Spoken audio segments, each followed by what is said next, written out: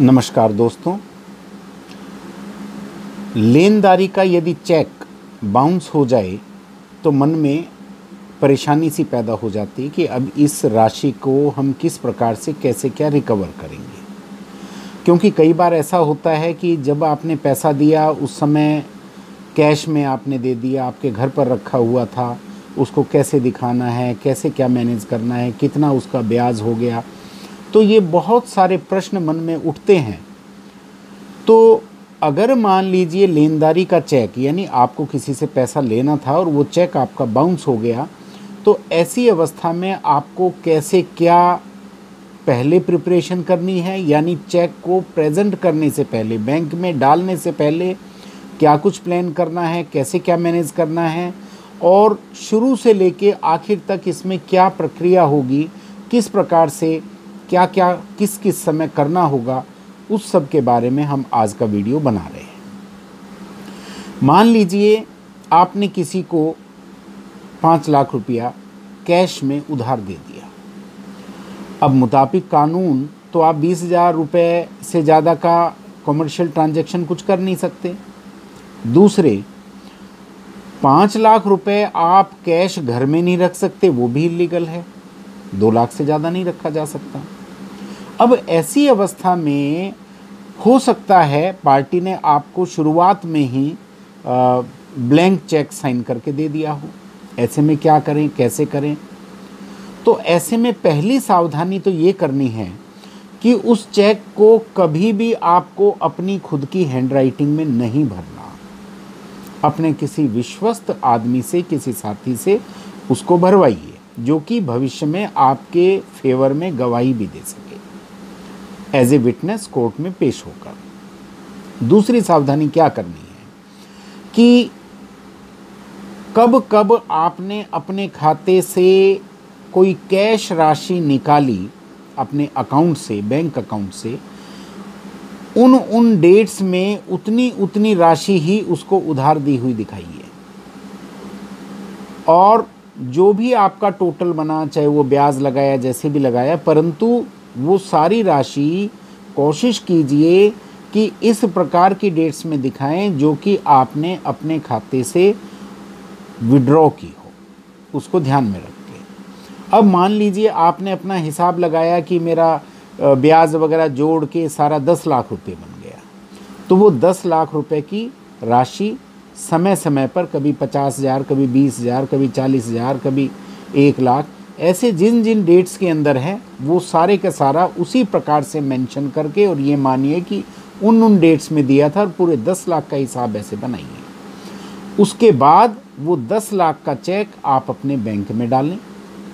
और पूरे चांसेस हैं कि इस प्रकार के लोग जो कि ऐसे बगैर सोचे समझे ब्लैंक चेक देते हैं, तो जाहिर सी बात है उनके दिमाग में आम तौर पर रहता है कि देखते हैं क्या होगा जिस समय देने का समय आएगा। तो हो सकता है कि आपका वो चेक बाउंस हो for funds insufficient in the account. तो जैसे ही वो चेक बाउंस होगा आपके बैंक से सूचना मिलेगी, और जब आप बैंक में जाएंगे तो आपको एक मीमो ऑफ रिटर्न देकर आपसे एक रजिस्टर में साइन करवाया जाएगा।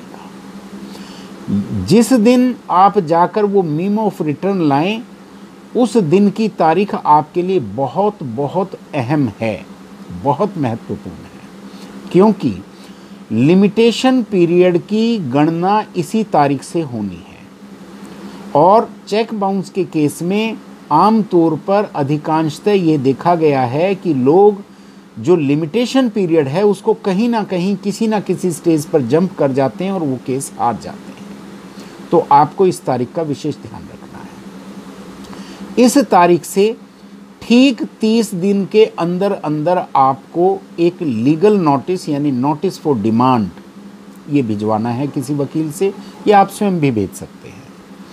परंतु इस लीगल नोटिस में या नोटिस ऑफ डिमांड में आपको ये चीज़ें मेंशन करनी हैं कि आप उस व्यक्ति की तरफ जिसने चेक आपको इशू किया था, उसकी तरफ आपकी एग्जिस्टिंग मतलब उस व्यक्ति की आपके प्रति एग्जिस्टिंग लायबिलिटी उस डेट में थी जिस डेट में आपने वो चेक भरवाकर अपने बैंक में कलेक्शन के लिए प्रेजेंट किया।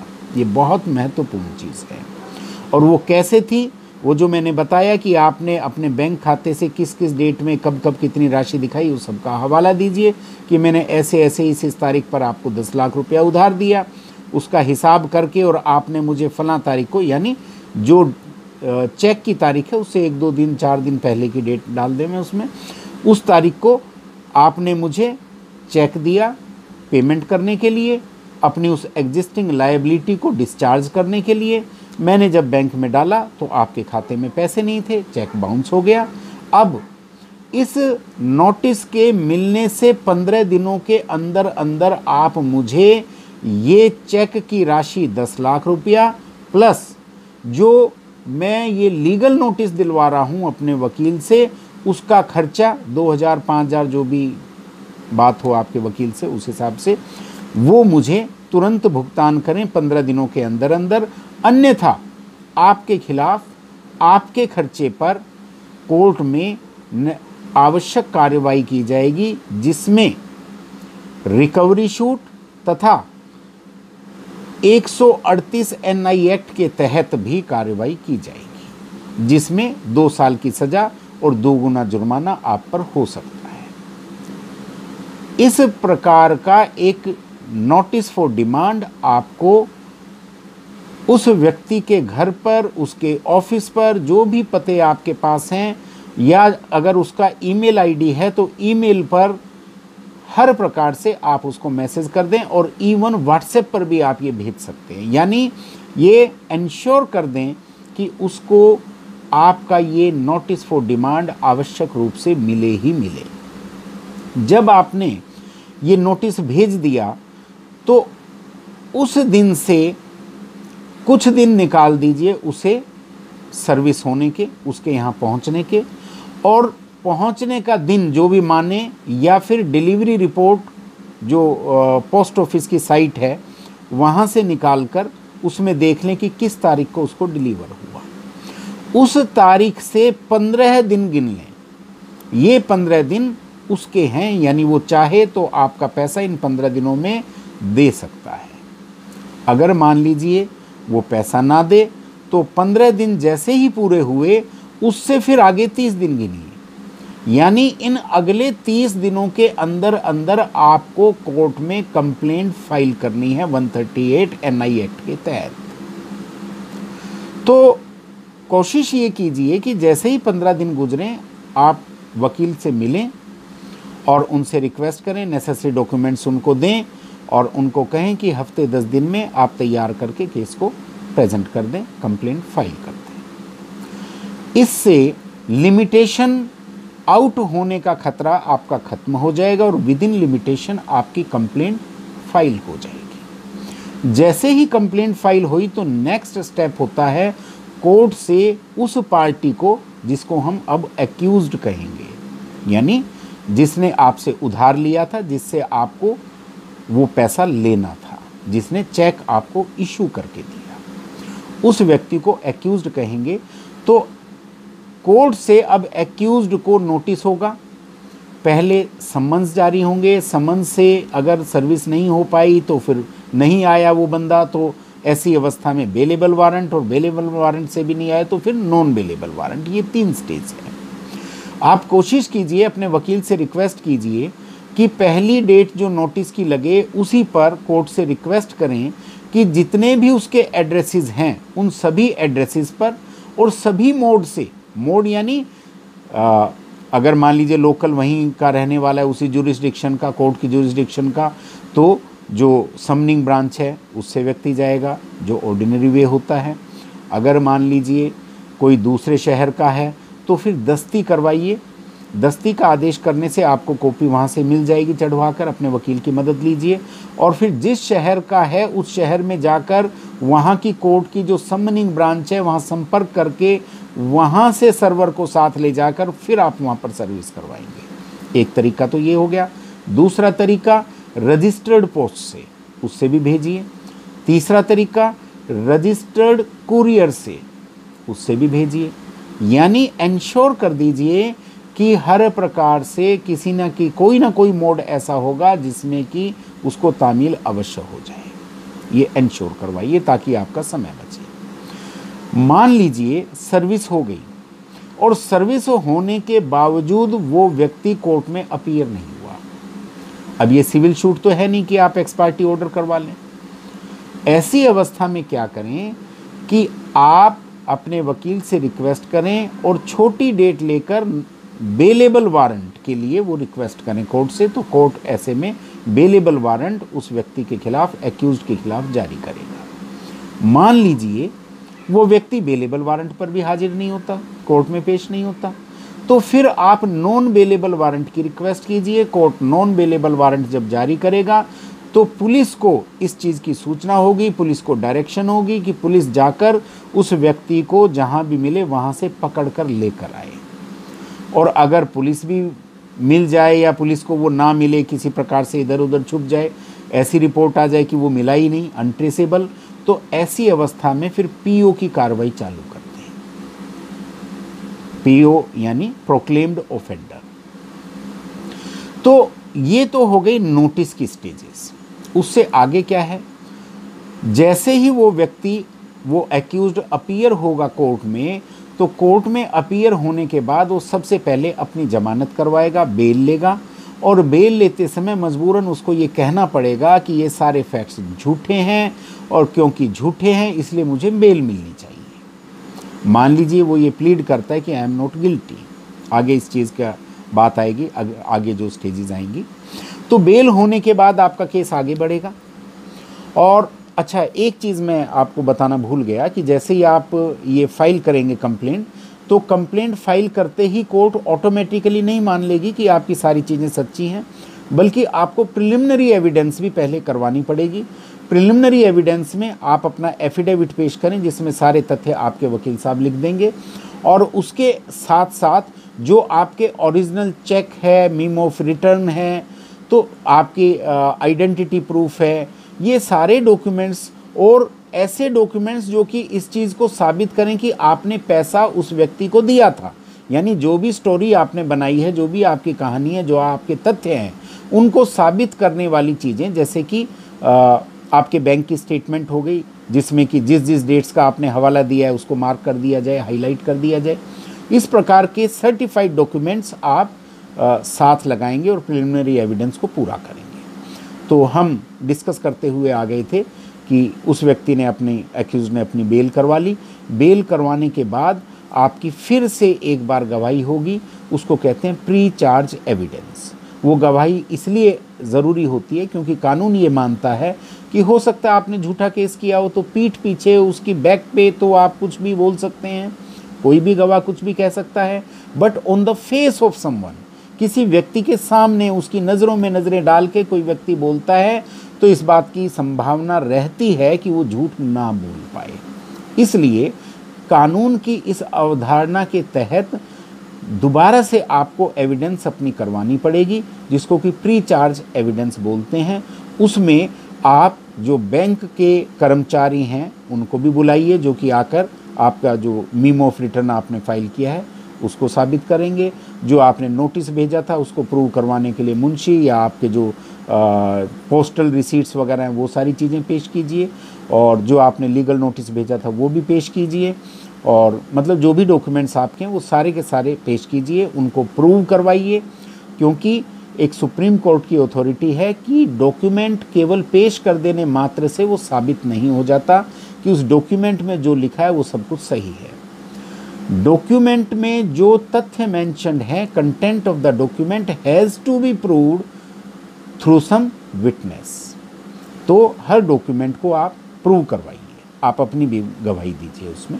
तो इस प्रकार से करके जब प्री चार्ज एविडेंस हो जाएगी, उसके बाद चार्ज फ्रेम होगा। चार्ज का मतलब जो दोष, जो आरोप लगाए गए हैं, उन आरोपों को कोर्ट बाकायदा कहेगा कि आपके ऊपर ये आरोप लगाए जाते हैं। जब ये चार्ज लग जाएंगे तो चार्ज लगने के बाद पोस्ट चार्ज एविडेंस होगी, पुनः से एविडेंस होगी, और पोस्ट चार्ज एविडेंस होने के बाद एक्यूज्ड का बयान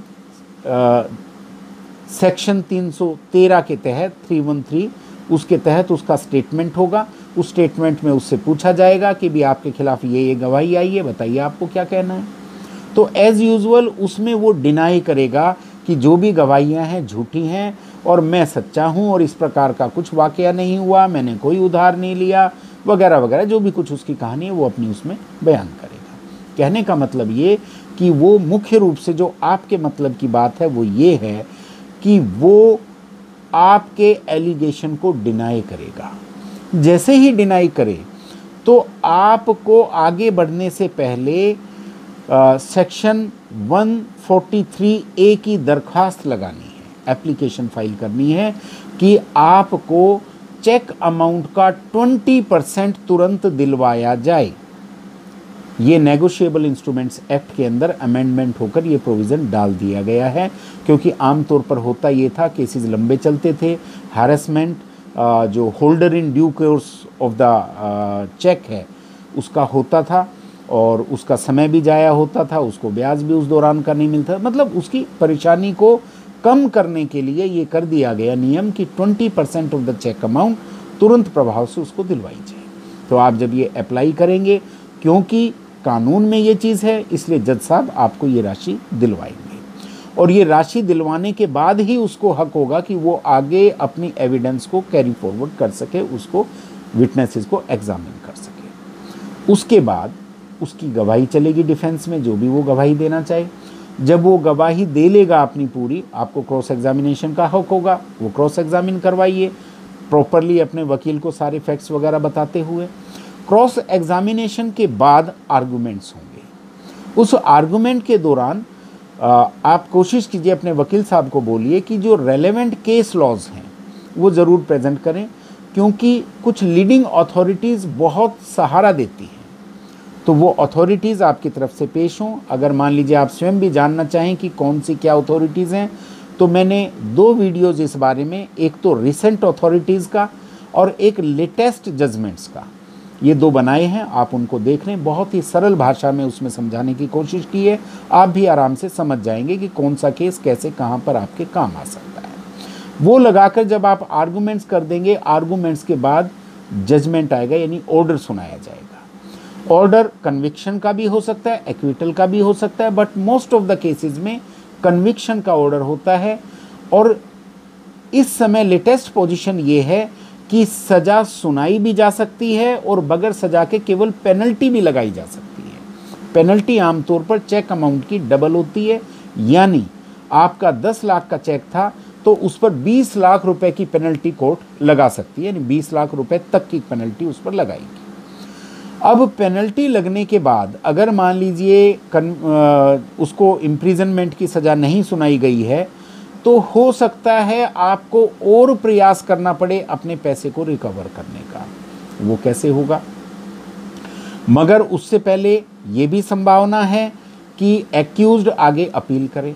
मान लीजिए वो अपील करता है तो आप तुरंत फिर से 143A की एप्लीकेशन लगाइए और अपीलेट कोर्ट को बोलिए कि आपको 40% ऑफ द पेनल्टी, पहले चेक अमाउंट था, अब मैं पेनल्टी की बात कर रहा हूँ, जो पेनल्टी यानी 20 लाख रुपया लगाई उसका 40% आपको दिलाया जाए। इट मीन्स आपको 2 लाख पहले मिल गया था 20% ऑफ द चेक अमाउंट और 40% ऑफ द 20 लैक्स, तो ये कितना हो गया? 8 लाख रुपए। 8 लाख में से वो 2 लाख घटा दीजिए तो आपको 6 लाख रुपया और मिल जाएगा, तो आपका काफ़ी कुछ कवर हो जाएगा। और उसके बाद आपको अपील लड़नी पड़ेगी। अपील में आपके वकील साहब आपकी तरफ से पैरवी करेंगे और वही प्रक्रिया चल के आर्गूमेंट होके फिर से ऑर्डर आएगा।